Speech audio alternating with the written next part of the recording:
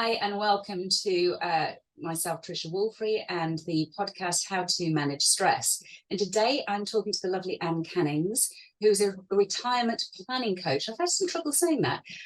Helps people to plan a great retirement. And I think this is a subject that's really important because often people think about retirement as the solution to all of their stress problems, when actually it could be a new beginning to different ones. So I thought this would be a great subject to explore, and Anne's really entertaining, so I'm sure that you'll find this really useful. But before we get into that, I want to ask Anne what it is that stresses her out on a day-to-day basis.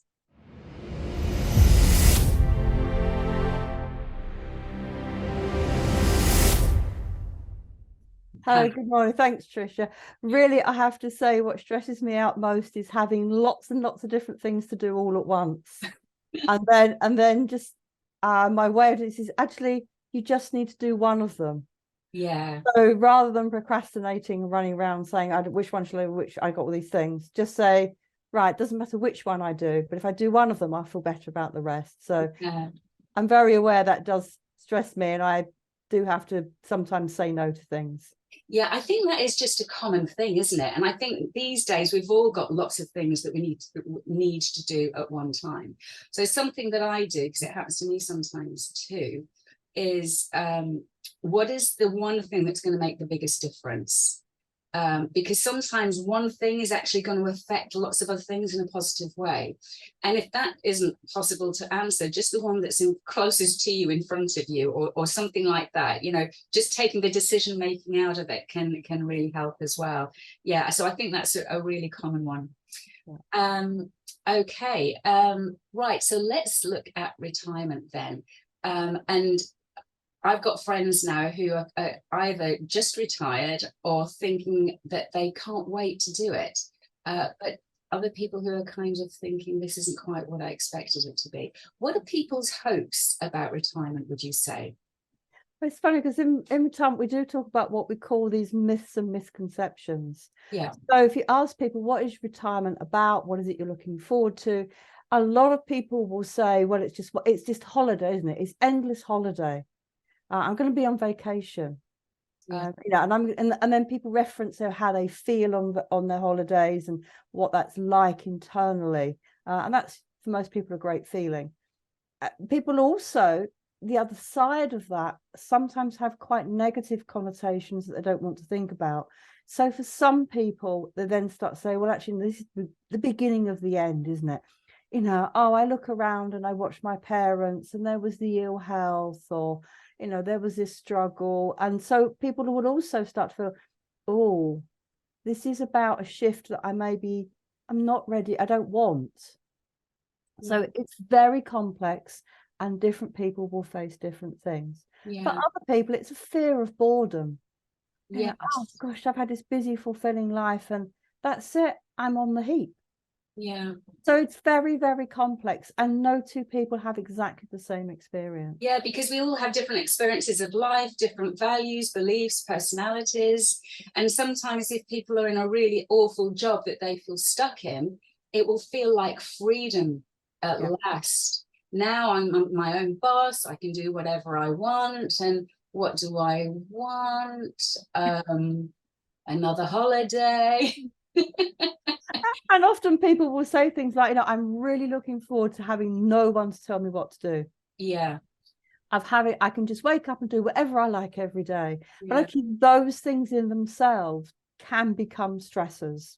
Yeah. So how do those things become stressors then, Anne? So from the research, what we know is that there are some real patterns of things that stress people in retirement. And one of the key ones, and one of perhaps the easiest to see, is this lack of structure. So whether we love it or hate it, work gives us structure. And our busy lives bringing up families give us structure. And we all need, for our psychological well-being, some element of structure. It's what the research is telling us, it's what experience tells us. So some people like a lot of structure. So I worked with somebody who needed a lot of structure. And for example, I always recall Thursdays was the day you went to Sainsbury's. Apparently they're just not open any other day. Apparently there are other supermarkets, just saying. Yes, there are. But that was her take on it, which is that's when we do the shopping, and it's not available any other day. So that's a highly structured environment. And Yeah. there are other people who really will go, well, I like to wake up and see what the day is going to bring. Is it a lovely day? What's the weather like? No matter where you are on that structure scale, all of us benefit from some structure. Yeah. And work taking that away from us initially can be quite a high for people. Yeah. And then we watch out for the danger points, and we call it, still in your pajamas at 3 o'clock in the afternoon watching daytime TV. Well, we've all had a duvet day, that's fine, but if that's the rhythm of your life, you're probably not having such a good time as maybe you thought you were, and you won't be feeling that great about yourself, most likely. Yeah. And what are the things that people need to think of when they are contemplating the idea of retirement? There are so many. The one we nearly always start with people is, the common question is, well, what am I going to do? Mm-hmm. And this is really in two parts. So majority of people, when you talk, say, well, what are you planning? What are your ideas? Chatting with friends, they say, well, we've got loads of holidays we want to do. There's, a big one we've been putting off. We're probably going to build an extension, decorate the house, move. So there's a lot of some location. Then people will say things like, I'm looking forward to doing more of my favorite hobby. I'm looking to spend more time with my family. Sometimes I'm looking to spend less time with my family. And people have this, actually, if I'm being honest, a fairly predictable list. Mm-hmm. And they're what we call the honeymoon topics, and they feel good for a while. The feel good factor is typically somewhere between 2 and 5 years. It's quite long then, isn't it? Yeah. Quite long, but potentially, we hope people will have a retirement now. Statistically, most people are going to have a retirement of 20 or more years. So in terms of that, it's actually quite a short amount of time. Let there's 10%. And then we know there is this, then after that, a little dip. Not everybody gets this, but it's very common. And actually the dip, the stressful bit, comes after that. So your question, what to be aware of, is to be aware of that there may be this list of things that you've been putting off or looking forward to. There'll come a point when they become, you either done them all or they feel old. They feel you've exhausted them. And actually for some people, that's the stress point, because the question then becomes is, well, is this it? And now what do I do? Yeah. So I noticed that you used that word at the beginning of this part. You said, what do I want to do? Is there an element of who do I want to be? Very, very definitely. So we would like always to get to that part of the conversation. Typically, we start with the very practical, what will I do? Right. Actually, what you do is a symptom of who you are or who you want to be. So one of the big things that we tend to work on with people is identity. Yeah. Work for many people gives us a strong sense of identity. And if you think about when you meet people, we tend to ask them, what do you do?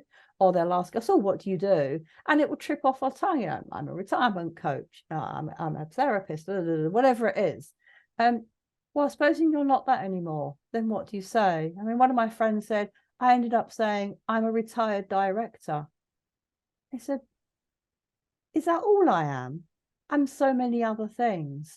And yet it's not very sociably responsible at this stage. People don't like saying, oh, well, I'm a grandparent. I'm a keen cyclist.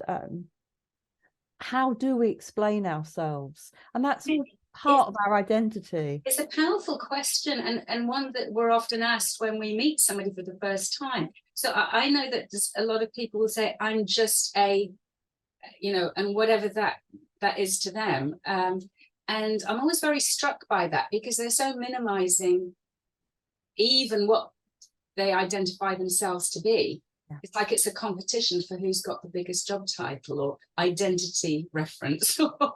or Yeah. something. So what would be, I mean, obviously it's different for everyone, but an example of a good way to answer that question, Right. retired? Yeah, well, I'll use myself as an example. I was in, I want to be an eccentric. I think I probably am an eccentric. You Um, are. thank you, Tricia. So, yeah, so I mean, that's me. I'm, and I can express that in so many different ways. Yeah. And I can express it through work and non-work and in the way I live my life. And so people simply say, I'm a helper. I help others. And then they might express it through a keen hobby. I'm a keen cyclist. I'm very focused on helping my community. It doesn't have to be about other people. It can be, I'm an artist. I'm a grandparent, a parent. I think finding that who and what you are is absolutely critical. And sometimes people do change. So what we find as people shift to retirement transition is that they use different things for their identity. So I have worked with people who, one particularly comes to mind, who was part of the LGBTQ community, that was very pushed down in their work lives, didn't feel they could express it particularly. As we did the coaching into retirement and we did some work on identity, this person said, actually, that's an area that I haven't expressed and I feel needs to be expressed. So often that identity is already within, but we haven't expressed it through work. And that is strongly tied to our values. So we recommend people do work on what's important to them. And it's much more than just say, oh yes, my family is important, my relationships are important. Actually, values are a lot more complex than that. They are, aren't they? And with that, and I never know how to say it without interrupting myself, LGBTQ or whatever it is. Yeah. I'm sorry if that sounds disrespectful, but it's such an important area. And if it's been suppressed for so long, how then to be able to express it? Yeah. How to really own it and be true to yourself. Yeah. Is quite key, isn't it? Yeah. As it is with all of these areas of identity. Yeah.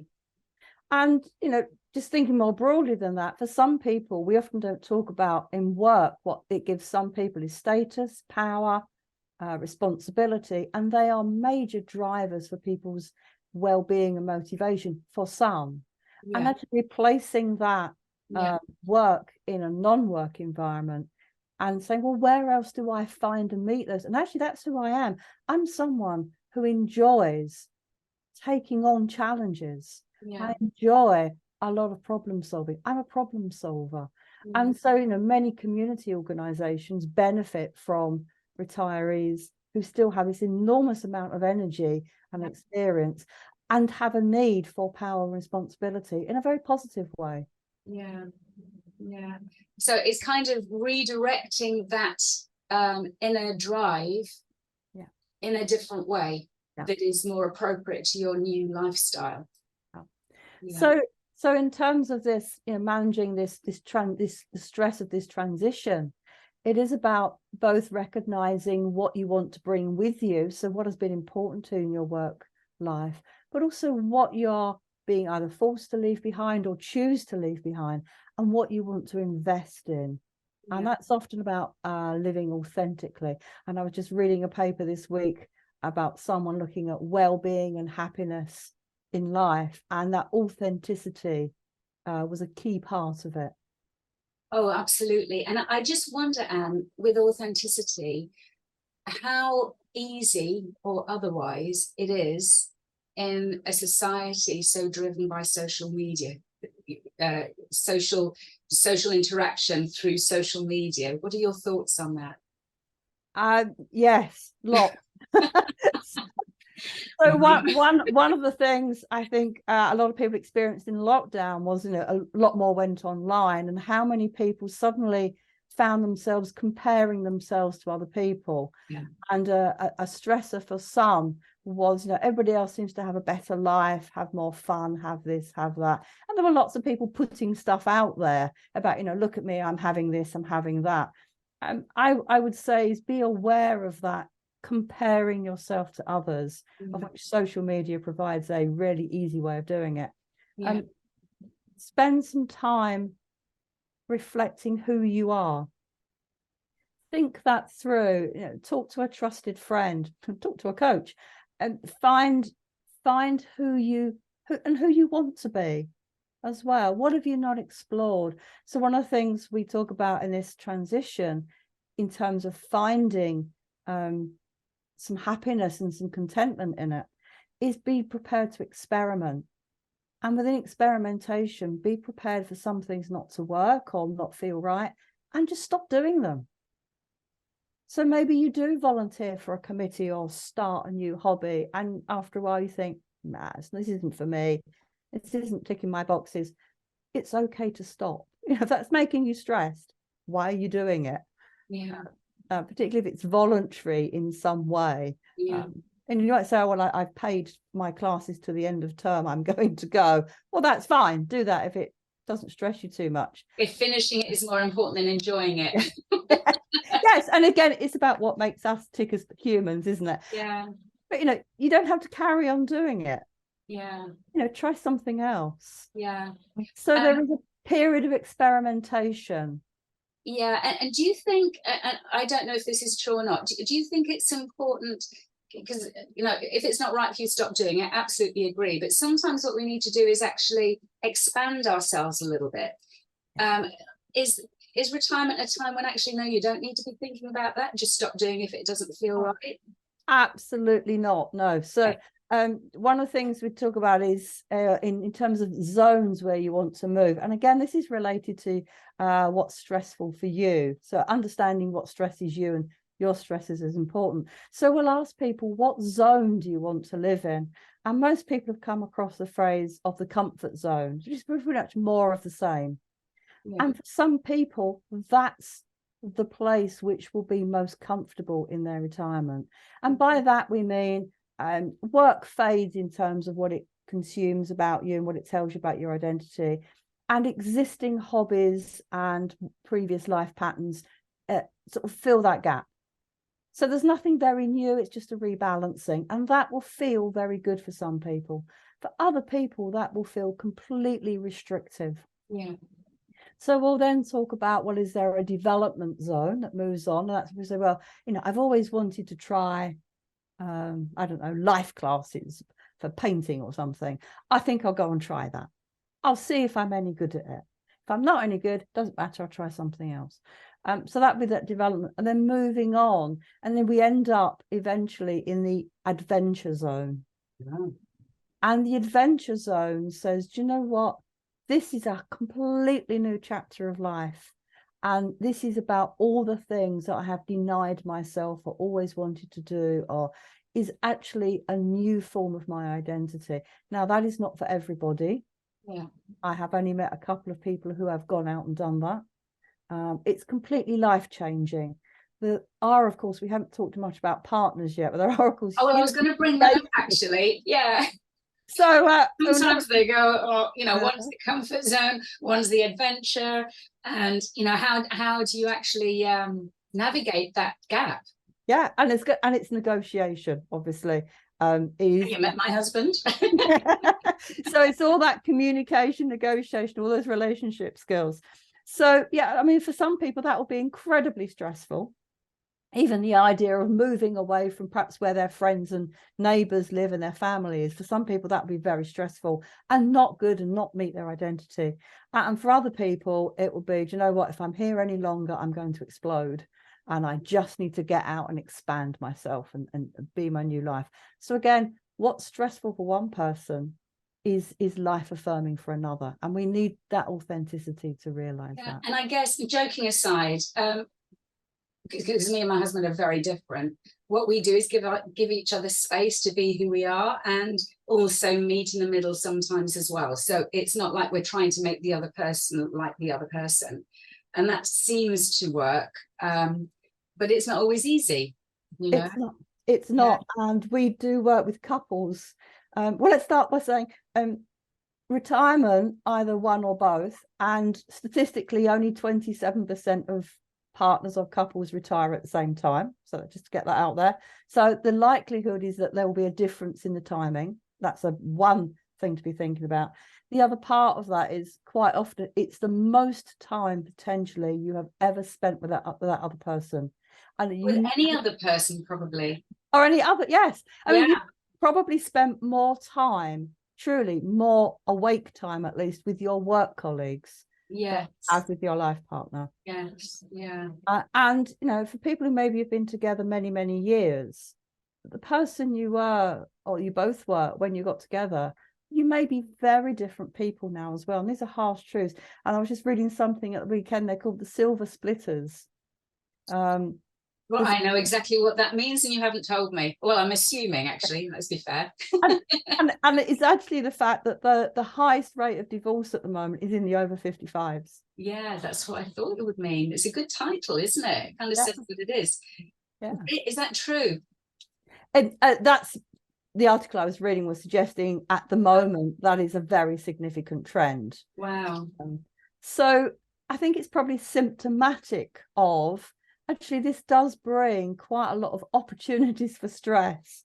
Yes. Until you can do, as you describe, sit down, talk it through. Who are we? Who do we want to be? Yeah. What's your partner's rhythm in their life? What are their stresses? What time do they need alone? How do you want to live very differently? So I've done a couple of these recently.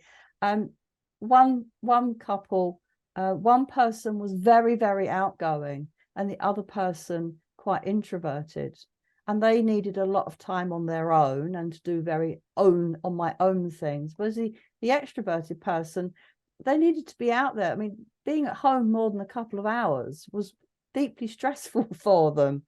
So being able to negotiate that and say, actually, no, I'm going to be out doing these things, meeting these people, having these experiences. And the other person saying, actually, I'm going to have a morning just meditating, if that's okay with you. Yeah, it is about negotiating. You've used the word negotiating, but collaborating, and there's another word that begins with C. What is it? Collaborating and compromising. Compromising. Yeah. There it is. So okay, so I need to be out a lot. You need to be in a lot. How about we go out once a week? Yeah. And then I leave you to yourself 4 days because you need that much recovery time, or whatever it is for that person. You know, I just made all that up. But, you know, just kind of accommodating each other and also yourself. And this is true of all phases of life, but I think it's heightened, isn't it, at this stage? It just becomes more pronounced. Yes, it becomes, because we are, generally speaking, a lot of things are changing at the same time. So, you know, the structure of your day, what you fill your day with, the people you see. Yeah. So that idea of being able to compromise, to accommodate, and actually, if you think about, we started out talking about structure. What that builds back in is structure. Yeah. So, you know, we think about structure as maybe our daily routine, but there's also our weekly routine, our monthly routine. You know, how often do we go away? When we go away, what do we do? Do we go away separately? And I'm actually constantly amazed at how many couples and partners go away separately, because they have different needs for what that being away is about, as well as going away together. Yeah. So I think, you know, as anyone who works on relationships, so it takes investment and work. It won't just happen. Yeah, it doesn't come easy. Yeah, you know, and it's expanding our skill set in that way, isn't it, as well? What about people who have been enjoying their honeymoon period, and now are thinking, is this it? And that's which is, we say, I think at least 60-70% of people we think experience that from research.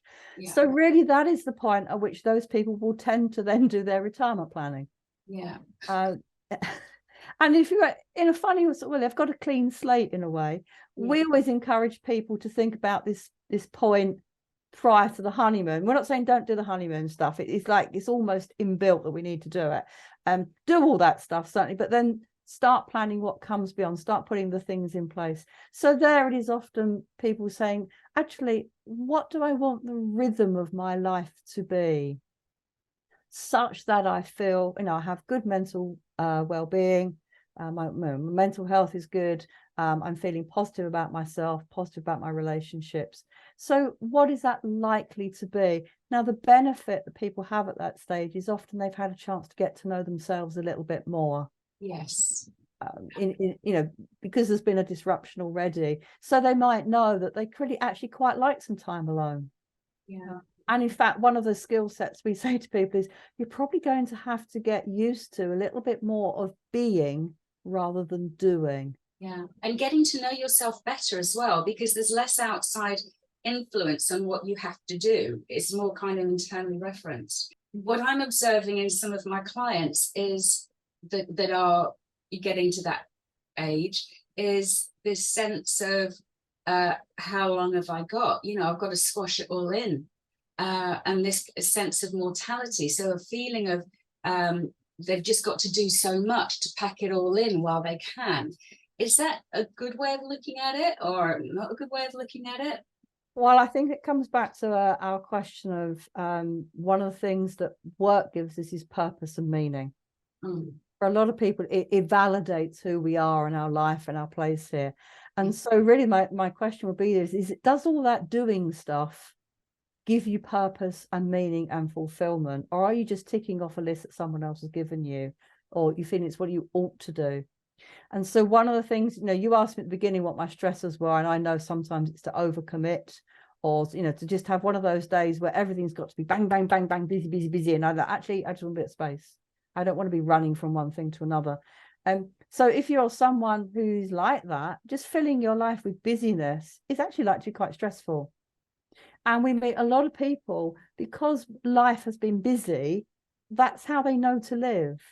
And so life is busy because they're doing all this stuff they think they've got to tick off, or everyone's telling you you've got to do some volunteering, it's good for you, you must learn something new, you must look after the grandchildren, you must do this, you must do this, you must do this, you must actually, must you?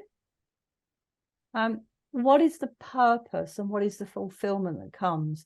And so one of the lessons that often we help people learn is there's a difference between being busy and finding meaning and purpose. Absolutely. Generally involves doing fewer things. Yeah. And that feeling of coming mortality, I think that is very common. I guess it's really asking, rather than panicking about, have I got to get all this stuff in, which could be very stressful, I think it's much more about saying, what do I want to be remembered for? Oh, nice one. How would I like people to describe me at my funeral? I don't get too morbid, but it's a good question. Yeah. What do I want to be known for? Yeah. We also, there is a movement now talking about what's called a living legacy. Yeah. So rather than the pressure of saying, what have you left behind you in terms of, which might be something like, very balanced children or grandchildren, or it could be things like, I started a foundation and a charity and changed the world. Actually, the living legacy says, what do you want to affect right now? Because, millions of us over the millennia will move on, and we will be dust and not remembered. Even the most famous people eventually are not remembered. So really, how would you like to be remembered right now while you're alive? Yes. So it's a complex thing, but it's about what's called a living legacy. I think also there's the sense of needing to savor what you have, rather than packing more things in as a collection of experiences or acquisitions, more savoring what's there. And it's kind of a more relaxed approach to being where you are in your life. Now, you touched on something, and I love the way you said it. I've got to learn this, I've got to play an instrument, I've got to learn. Because there is, of course, some, research and advice about how to have good mental health, and it's about keeping avoiding Alzheimer's is the big one, isn't it? So keep you doing your crosswords and all of these things. But when it's kind of like, you've got to do this and you've got to do that, what are ways that people can accommodate what's good for their mental health in a way that supports it rather than feels like compulsion, not compulsion, but they're compelled to do by.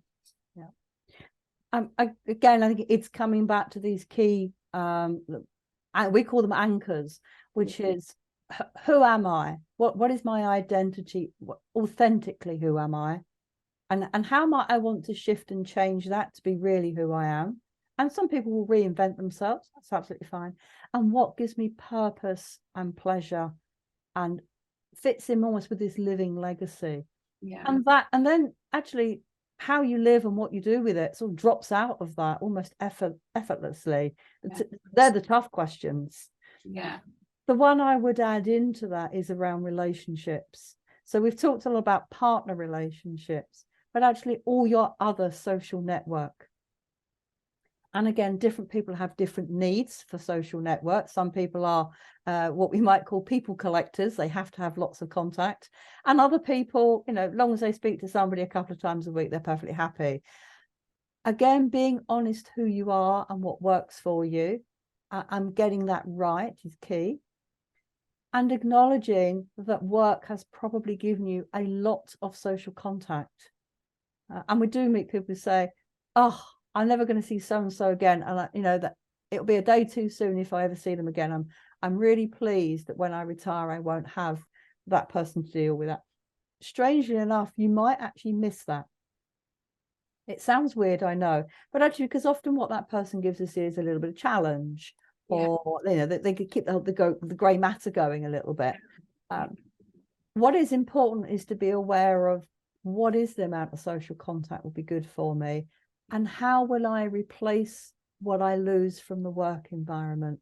And so one of the things that people often have to do, and this is stressful for some people, is to make new friends. Nearly always new relationships.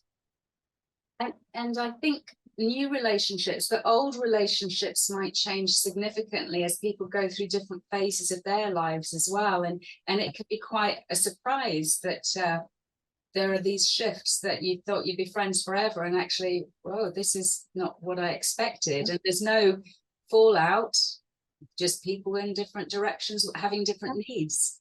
And different lives. So there are a number of patterns to that. So we'll often hear people say, well, I will keep up with my work colleagues. And you will for a while. But what most people find is that eventually you have less and less in common. Yeah. So if those people are still working, they'll still tend to, if you meet up, they'll say, oh, God, last week was so stressful and so really annoys me. And you're thinking, I don't know any of this anymore. And actually, I don't really care. And that can be a little bit stressful going, oh, well, I'm not one of this group anymore. Yeah. And actually, no, you're not. But it's being okay with that and thinking that through. Yeah. And our lives will diverge. Also, as your life takes you in one direction, even if other people have retired or moved on at the same time, their lives might take them in completely opposite directions. Yeah. And then it's the decision about, well, we'll keep in contact. Maybe we'll meet once a year. I have a friend, I've worked with her 20 odd years ago. We meet every year for curry. We were great friends when we worked together. We have incredibly different lives now. It's almost nothing in common. We enjoy finding out what each other is doing, and that's it. We don't talk for a year. And it sounds bizarre, but it works. Well, that's it. It's if it works, isn't it? Because you can't have, and I think there are people collectors, aren't there? They can kind of get some personal value from the number of people that they keep in touch with, but that can be so exhausting. And really what you're doing is you're living life to achieve a status, social status, I suppose, which is, I really worry about social media because I get so many people with issues caused by it. But I also understand the positive sides. So it's how you keep in touch with people in a way that nurtures you. Mm-hmm. And doesn't deplete you. Yeah. And sometimes that's a parting of the ways, or a soft parting, like once a year or once a quarter or whatever feels right. Yeah. Okay. And also that enjoyment of it can be very stressful for some people to walk into a room full of people they don't know. Yeah. And so how would that is there a way that you can soft join something so people a taster session of something, just go along as an observer of something. Have someone you've met take you along to something. So there are, for those who, walking into the room full of strangers, which many people find stressful, there are gentle ways of doing that. And sometimes there's going into that sort of development or adventure zone, just going, you know what, I'm just going to turn up and, maybe challenge yourself and say, it's okay. I'm going to talk to 3 people I've never met before. And if I don't like them or we run out of things to say, that's fine. So I think there's an element of being self-forgiving. Yeah. And not taking it personally as well, because the other thing that I've noticed is a lot of people struggle with that, and some people hide it very well and some people don't. So most people would struggle with going into a room full of strangers. Yeah. My tip about that is usually struggle because they're thinking about themselves. Am I good enough? Will they like me? Do I look all right? All kind of self-referencing. But if they think, let's find out about them and wonder what kind of hobbies they've got. If they think about the other person, it's just so much easier. Yes.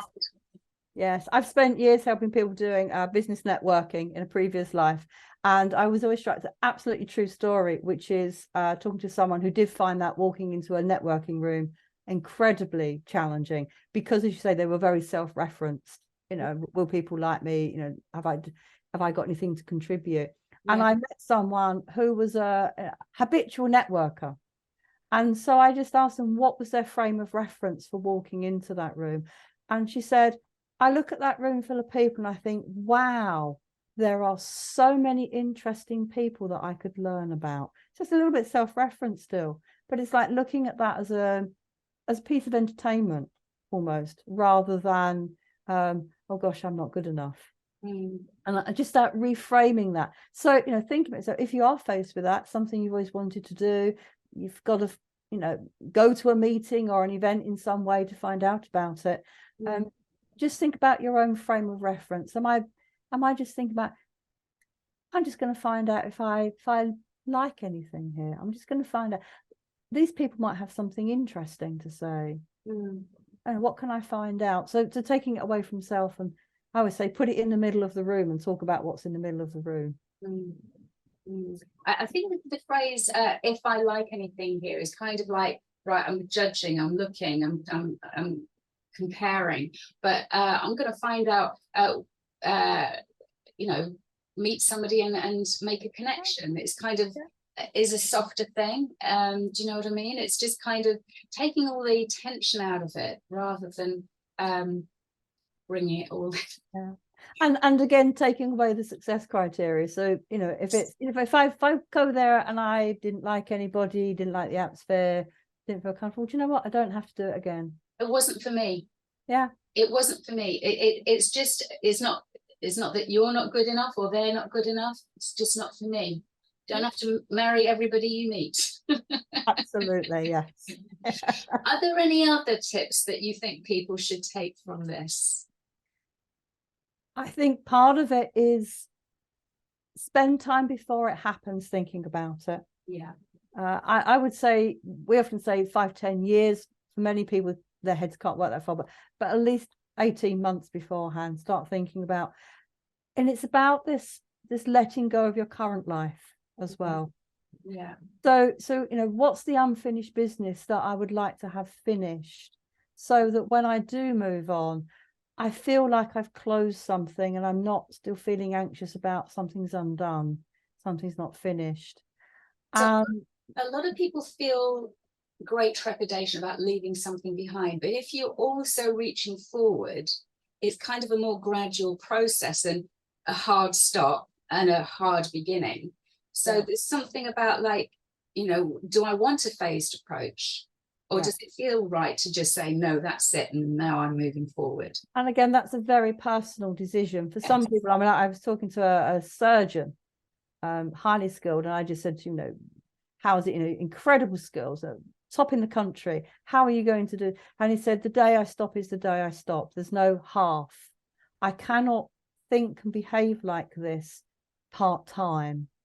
because my commitment to my patients is 100%. I mean, he'd be there in, 2 o'clock in the morning, making sure someone was very, very committed. So for him, it was stop is stop.